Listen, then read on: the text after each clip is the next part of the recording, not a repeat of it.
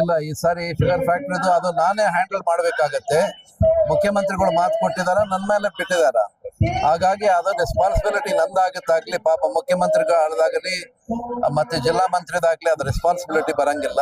ಸೂರ್ಯಘರ್ ಮುಫ್ತ್ ಬಿಜ್ಲಿ ಯೋಜನೆ ಅಡಿಯಲ್ಲಿ ಸಾಂಪ್ರದಾಯಿಕ ವಿದ್ಯುತ್ ಮೇಲೆ ಅವಲಂಬನೆಯನ್ನು ಕಡಿಮೆ ಮಾಡಲು ಮನೆಗಳ ಮೇಲ್ಛಾವಣಿಯಲ್ಲಿ ಸೌರ ವ್ಯವಸ್ಥೆಯನ್ನು ಸ್ಥಾಪಿಸಲು ಅವಕಾಶ ನೀಡಲಾಗಿದ್ದು, ಸೌರ ಫಲಕವನ್ನು ಸ್ಥಾಪಿಸಲು ಮನೆ ಮಾಲೀಕರಿಗೆ ಬ್ಯಾಂಕ್ಗಳಿಂದ ಸಾಲ ಸೌಲಭ್ಯದ ಜೊತೆಗೆ ಸಹಾಯಧನವನ್ನು ನೀಡಲಾಗುತ್ತದೆ.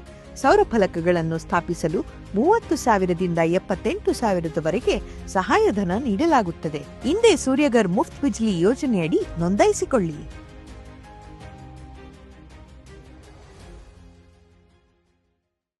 ಇವಾಗ ಏನಾಗಿದೆ ಅಂದ್ರೆ 130ರಿಂದ 140 ಕೋಟಿ ಕಾಮಗಾರಿಗಳದು ಚಾಲನೆ ಕೊಡೋದಿದೆ.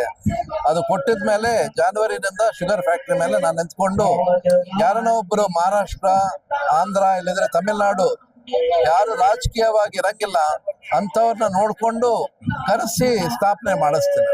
ಎಲ್ಲಿ ಮಾಡ್ಬೇಕು ಪ್ಲೇಸ್ ಇರೋದು? ಅದು ಕಾಳಘಟ್ಟ ಜಾಗ ನಮಗೆ ಸೂಕ್ತವಾದ ಜಾಗ. ಆಗ್ಲೇ ಅದೆಲ್ಲ ನಾವು ರೆಡಿ ಮಾಡ್ಕೊಂಡಿದೀವಿ. ಅದು ಯಾರು ಹಾಕೋರು ಸಿಕ್ಕಿದ್ರೆ ನಾನು ಮಾಡಿಸ್ಕೊಡ್ತೀನಿ.